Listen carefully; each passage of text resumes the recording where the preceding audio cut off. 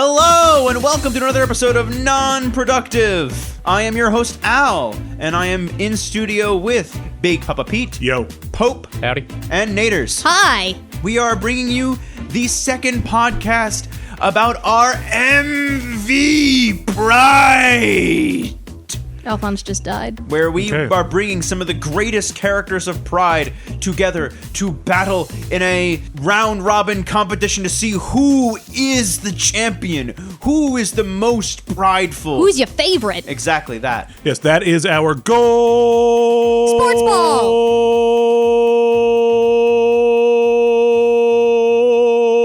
Touch pass. Nice. But anyway, we are here to talk to you about our post-2000s group and the nominees that got accepted into the competition. Now, Before we do that, I think we should thank everybody who voted in round one, which was the characters from pre-2000. Thank you so much. Yes, it was really exciting. I can't wait to share the results with all of you, but we are not going to do that this week. Thanks for voting for my son. But you'll find out next week whether he won. Right. Okay. I don't know why that was so confusing. Don't worry about it. We are keeping the results under wraps so as not to contaminate the voting pool for this round. It's a secret. Shh, don't tell anyone. But after this round and after all the voting and a winner selected from this one, we will tell you who has won in the pre-2000s group and the post-2000s group. And then they'll duke it out. They'll vote. They'll fight it out in the finals. Yeah. It's going to be great. It will be great. It's going to be awesome. Super. So let's go over some of the nominees that we actually have here. I'm so excited about our top nominated nominee here in this section. Yeah, actually, and the character that has had the most nominations put in for them. Yeah, it is Kara Dreamer from Undertale, my beautiful baby whom I love and raised myself all by myself. Oh, did you make Undertale? Oh my god. Yeah, I did. Wow, Hi, my name is Toby Fox. I am a fox. I'm a dog. No, I'm not. Some statements may be lies. God, I wish. I love Kara. They're my favorite character from that game. Maybe my favorite character of all. I don't know. I love them a lot. But Kara Dreamer is non-binary, and I just love them. They're great. They're the best. I have to agree. I played Undertale. The reveal of Kara within that story arc, which I won't do any spoilers for anyone that hasn't played the game, is fascinating. The character is great because it's a protagonist we don't often have. We often do have sort of choose your own protagonist type of characters, or assigned characters of one kind or another. But Toby Fox felt that this was a time to give a non-binary character their time of day. It was really powerful. Yeah. You can read my article on Kara and Frisk on Non-Productive.com. Yep. And it is just, it was a really powerful character. You start the game kind of thinking that they're a sort of, your player character is a sort of generic kind of you character that you're filling in. And there's a dramatic reveal at the end that you are controlling a person with their own thoughts and feelings, and a person who has a name and an identity, and that character is non-binary and goes exclusively by gender-neutral words and pronouns, and they're awesome, and I love them. And Kara is such a multifaceted character with so much depth and an intriguing character narrative. It's so great. It's just so powerful and emotional for me every time I think back. And I would say there's a lot of characters from the Pride community in there, actually. We did go with Kara because they got the most nominations, but by far, yes. But I want to say, like, I appreciate what Toby Fox did. I appreciate the video game he put out there, not only because of its quality, but because of its representation. It's such a fun game, and also a game with great inspiration and just great characters. Good stuff. Good stuff right there. Good stuff. Who's our next one up? Our next one up is Loop Taco from the Adventure Zone. I love Loop. What is the Adventure Zone? Now, the Adventure Zone is a podcast that we don't make, but made by the McElroy brothers from the Maximum Fun Network. And Adventure Zone is a D&D podcast. A couple of guys running around doing Dungeons and Dragons. By the way, you're welcome, guys, for the free publicity. Yeah. I love you. Yeah. Now, Now, how about giving a shout out to Non-Productive.com and all the other shows and associated networks they're in. for your one-half listener that you just gained because we gave a shout-out to you. There you go. Exactly. I love you, Griffin. Just saying. Where were we? Go ahead. Loop Taco. Now, one of the main... Now, Loop Taco is one of the main characters? No. One of the main characters is Taco, whose quest it is to invent the taco. He is an elf. He is gay. He steals everything he can, and I love him. But he didn't make it. No, he didn't. He got quite up there, but we did end up deciding to try to vary things up and choose only the most voted character from each franchise. Yeah. So just Taco, to keep things fair, give us a spread. Right. Taco was definitely up there, but at the end, it was Loop that won out, and Loop is actually Taco's twin sister, who is a trans woman. So they are identical twins, but she is a girl, and she's hilarious, and I love her. Absolute favorite moment is when she finds a machine gun underground and she yells, "Taco, count the shells," and then just begins wildly shooting into the ceiling with a machine gun, having never seen a gun before in her life, and just laughs maniacally. I love her. She is amazing. So, women and machine guns. I'm going to go ahead and say those are probably two of the best things that taste great I have no idea where you're going with this. That is the most baffling statement anyone has ever made. Do you eat women and machine guns? Wait a minute. This is not that kind of podcast. No, I'm calling you out on that because didn't you earlier in our pre-production mention that you just went to see the new Transformers movie? Yeah, I did. And you still think that's the most baffling statement anyone's you're ever right. made? I don't know what that movie was about, but it was really long. Okay. Let me rephrase. So, Al, continue with machine guns and women. Continue. Because it actually like- makes sense when I compared would like to to see you eat a machine gun, Two please. great tastes that taste great together. That's what I meant to say. Excuse me. I still don't know what that means. Well, you're stuck on taste being like something you eat, but taste is a multifaceted word. You could use it in multiple ways. Alphonse, go to the corner. Stop Okay. eating women. Nate, Whoa. No Again, What Al is cannibalism. No doing- vor. Nate, what Al is doing is referencing a very, very old commercial for Reese's peanut butter cups. I'm 3 years old and I don't know anything. I know. I'm explaining. That's why I'm explaining because feel you. because they used to talk about peanut butter and chocolate being two great tastes that go great together. Because it was because Alphonse, when that they was a first little sold, obscure. Because no, you did just imply that you ate women and machine guns. people over 3 got that, but So, yeah, that would be Loop Taco, who is just fantastic. Love her. Absolutely just the best. Yep. Who's up next? Garnet from Steven Universe. I'm going to go and say this is interesting for me because at first when I started watching this show, and Steven Universe is a show that's about a boy named Steven who is the universe. Well, in a way, yes. No, not at all. Actually, Okay. I'm just joking with you. But anyway, Just in the world of the show. he's being raised by these 3 kind of superheroes, for lack of a better term. Okay. Who call themselves No, the Crystal Gems. they're superheroes. They're Yeah. definitely qualified as superheroes. They Oh, have yeah, yeah. superpowers. They save the world. Yeah, I mean, but if you ask them, I don't think they would call them. They don't know what that is. Right, exactly. And Garnet was one of the characters. And at first, I'll be honest, I hated this character. What? I did. I absolutely Let's hear him out. I absolutely despise his character because I felt like, my God, they just don't do anything wrong, and I'm really upset because they're a Somebody flawless hold Nate character back. and Flawless character, yes. Yeah, Go ahead, Al. and it was boring, and then we got to one episode where it's revealed that Garnet isn't just Garnet. Garnet is actually 2 different characters that are fused together. Now, that was something they had brought up in the show, that gems could fuse together, like these crystal gems. But we had no idea that Garnet was actually just 2 people together the whole time. That was just There was a lot of implications about it. There was a lot of theories because they have a door like in their temple which has one of their gems on each of it. And Garnet actually has 2 gems and nobody else has 2 gems. Yep. And everybody was like, what if she's actually 2 people together? And everybody was like, that's a conspiracy theory. That would never happen. And then it's revealed that Oh, no, you guessed it. Yep. you nailed it. Garnet, secretly the whole time, is one lesbian made out of 2 smaller lesbians. But in a very strange way, that To make was a super mega lesbian? Super mega ultra lesbian. Imagine a mecha piloted by 2 small lesbians, and it's just one giant lesbian that's really good at punching. And sings Elvira all the time. She's great. I mean, Sorry, that's a Family Guy reference. yeah, I guess so. But at any point, right?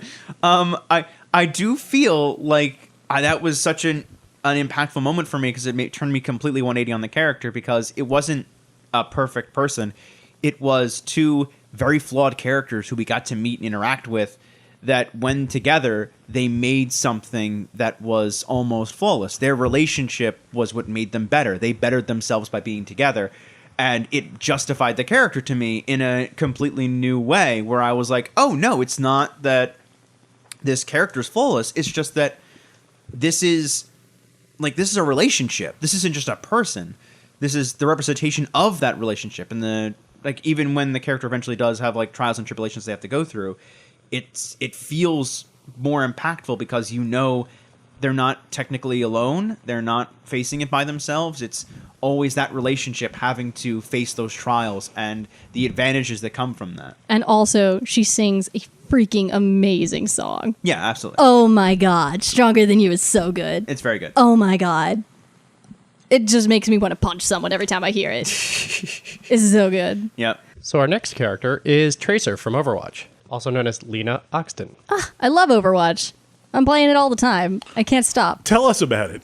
Well, Tracer is a character, is one of the player characters. She's an attack character that you can play as, and she's got time dysfunction where she was part of an experiment and she got thrown through time. So she can't stay in one point. She will vanish and reappear decades later.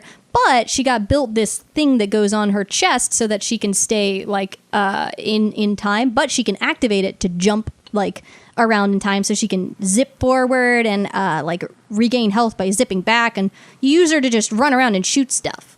Can she throw time? Explain. Can she literally take time and throw it? Like I don't clock? think so. No. Okay. She can throw a bomb, if that's okay. what you're thinking No, of. I'm just Can the bomb have a clock on it? Yes, it does tick. Okay, cool. Aha, All right. so she can Nailed throw it. time. She She can throws throw that time. time. There we go. All right. So, I know something. what? Tracer is British. She is British. Hey! Nailed it! I know a thing. So Tracer is a very popular character because she's actually the title character sort of Overwatch. She's the one that they put on all the signs. She's the big character in the Blizzard office. They have a 50-foot statue of her now. It's huge. She is the character that they put on all the advertisements. So it was a really big deal back around Christmas when they released the Christmas comic book for Overwatch, and they had a bunch of characters doing a bunch of stuff. Yep. And they revealed that Tracer has a girlfriend and is a lesbian. So love her. She is great. I can't play her for crap. I'm actually a terrible, terrible Tracer, which is tragic. Utterly tragic. But Because all of us want to throw time and I be a want lesbian. to. I just want to throw bombs at people and zip around and be impossible to hit. God, she's so annoying. I hate her. I hate playing against her, but I love her as a person. And I'd just like to say I'm against objectification in all forms, but she looks good in the tight pants. She does wear very tight pants. She's Yes. very futch, but I don't know what that is, but okay. Oh, no, I think I get it. It's she's in the middle of the femme-butch scale. Yeah. With lesbians, you have femme lesbians and butch lesbians. And Tracer is a hard futch. a hard foot. A hard futch. A hard middle. Zarya is a butch, and Tracer is a futch. Right. I call shenanigans. Anyway, I'm gay. Let's move along. Next character. Go ahead. I'm gonna do this one because I know this one. I know this one. Oh! It's Captain Ray Holt from Brooklyn Nine-Nine. Yay! What's that? Oh, Brooklyn Nine-Nine. Yeah, what's that? Brooklyn Nine-Nine is the super popular sitcom on Fox. Captain Holt is the captain of the 99th precinct in Brooklyn, which is the setting for Brooklyn Nine-Nine. As you I may assume have it's in guessed. Brooklyn, yeah. For those of you who the title is just sort of ringing a bell, it's that cop show, that sort of funny cop show with Andy Samberg. Oh. Yes. Captain Holt is not Andy Samberg. He is Andy Samberg's boss. Gotcha. And he is the tough, no-nonsense, absolute straight man, pun intended, I think. Ba-da-ba-ba. So what you're saying is he's not straight. He is not straight. He is. He's actually.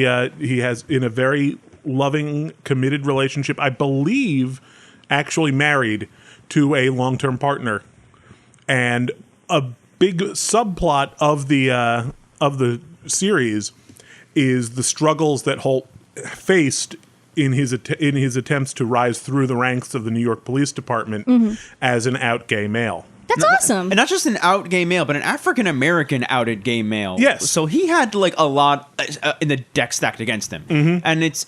And there's a reason why that character is sort of the way he is, because it's like, no, I had to straight lace myself and get out there and push myself as hard as humanly possible because I was not going to fail at this. Absolutely. And he's straight I keep saying straight, but no, he's a by the books guy. Yeah.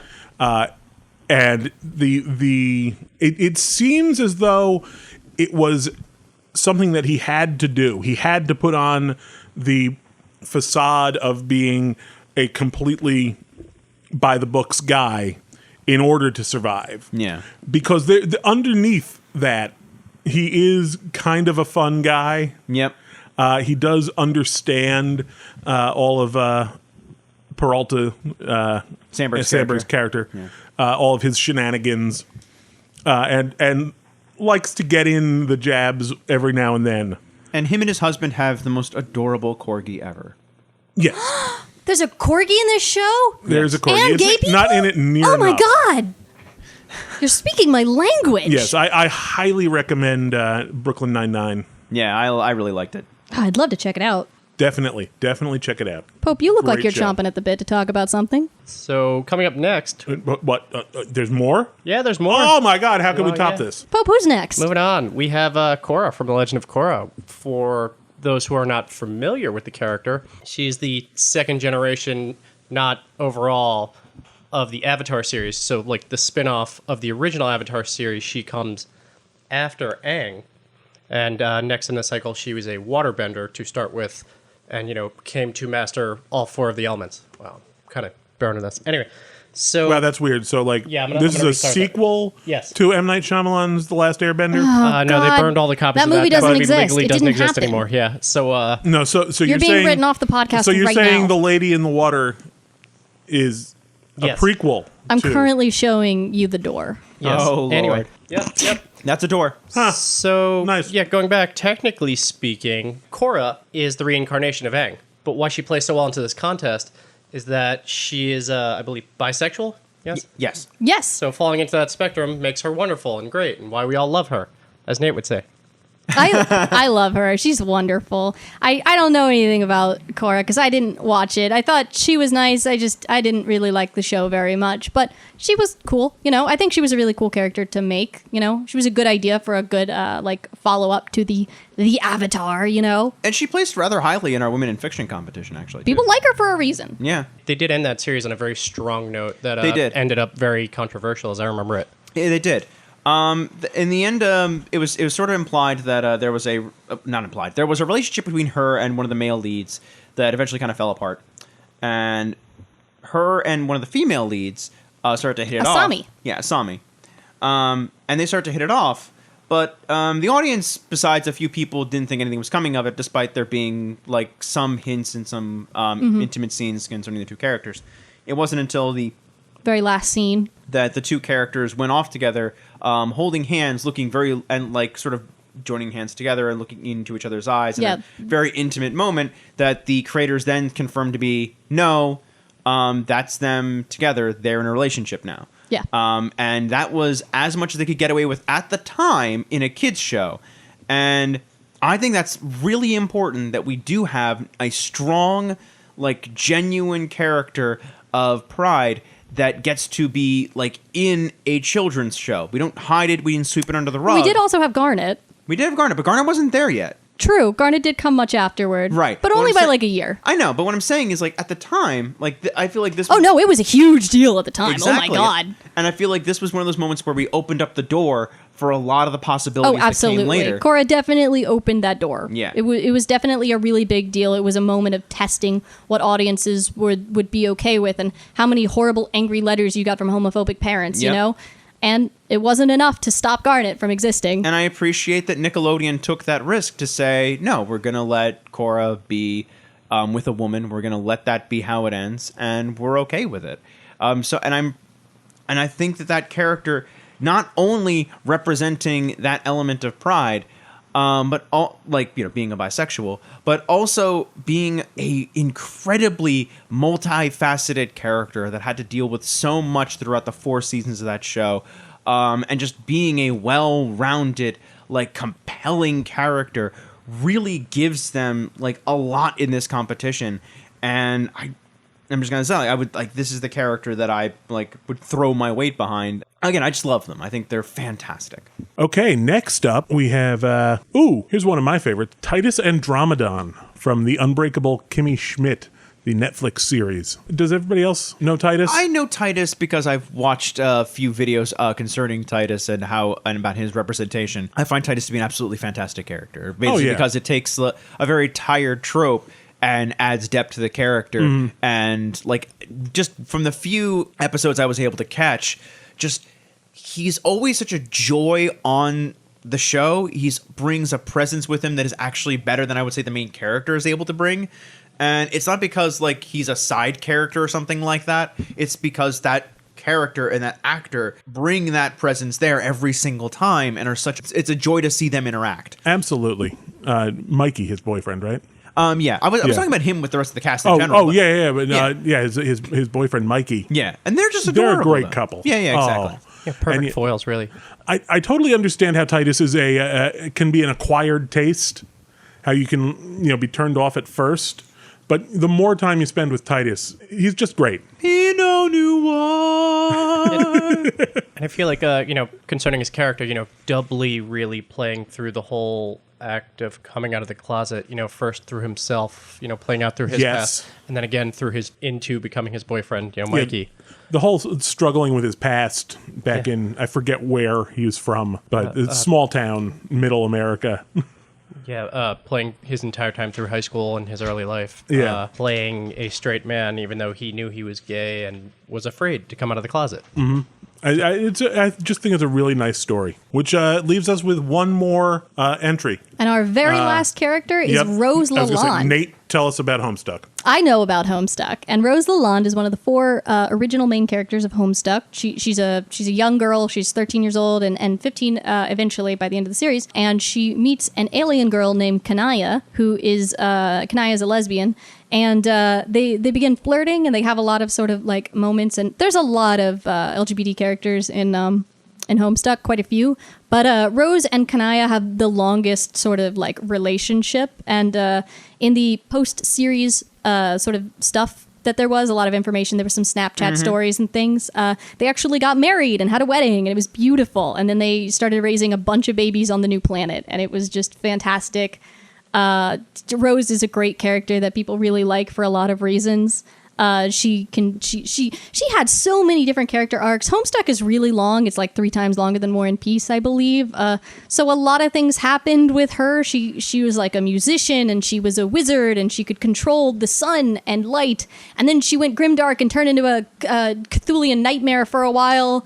And her parents died, and everything was chaos, and she wrote a bunch of fan fiction and game guides, and she plays the violin, and she has a cat. Rose Lalonde goes through a ton of stuff. It's really difficult to explain anything in Homestuck, as most people are aware. Yeah. It's sort of what do I hit on without having to explain for an hour how that happened? But Rose Lalonde is a really fun character who's very silly and at the same time a little prim and very sarcastic, and her and Kanaya have this really great repertoire that they go through all the time. It's very fun and very cute and very sweet. And they get married, and it's just fantastic. It was a great moment to see them an actual canon wedding between these 2 women, in the post-series stuff. That was just great.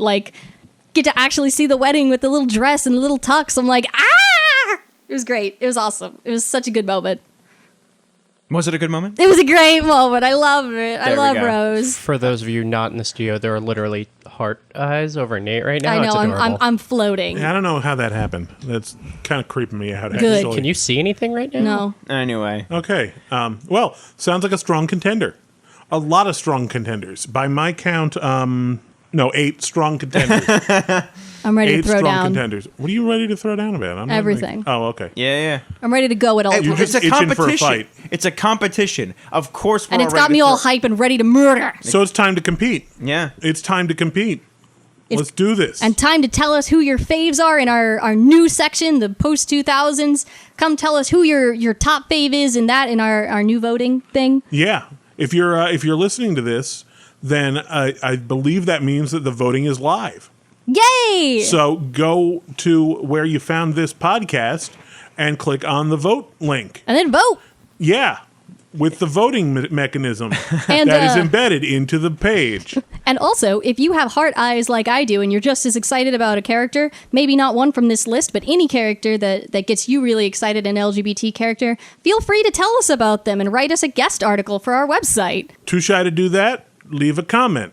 We love those too. Comments are super. Or write something on our Facebook groups. Or with non-pro fan club. Or our Patreon. No, don't write anything on the Patreon. Just leave money. and then you can listen to some of our bonus content. We have good Bonus content on our content. Patreon. We get to talk Don't lie. Yeah, we get to talk about stuff like garage sales things going on, some of our things behind the scenes, as well as a conversation we had about the importance of character depth.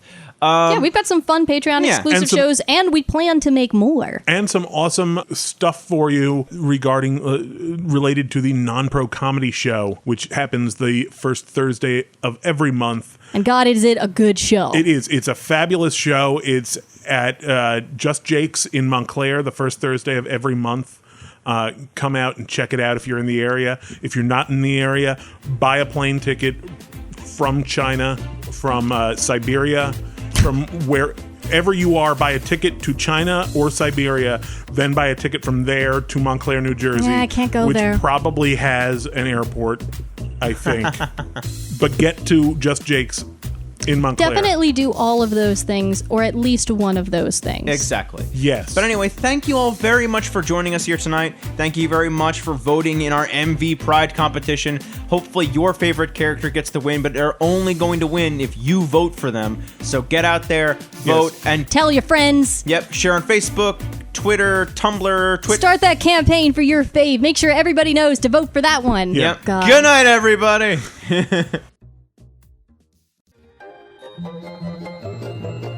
This has been a non-productive media presentation. Executive producer Frank Hablawi. This program and many others like it on the Non-Productive Network is distributed under a Creative Commons Attribution Non-Commercial No Derivatives license. Please share it, but ask before trying to change it or sell it. For more information, visit non-productive.com.